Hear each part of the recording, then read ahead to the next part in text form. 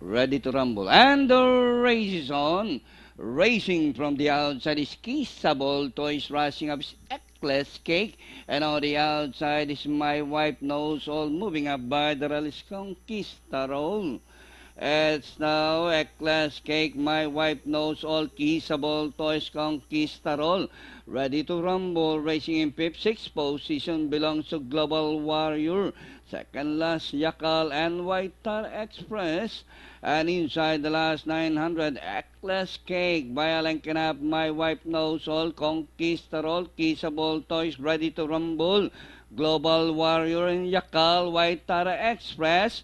And rounding the far turn, the Eckless Cake by about 2 lengths. My Wife Knows All, Conquistador, Ready to Rumble, Kissable Toys, Global Warrior, Yakal, also rushing up as they swing from hordes of horses scrambling to the lead position.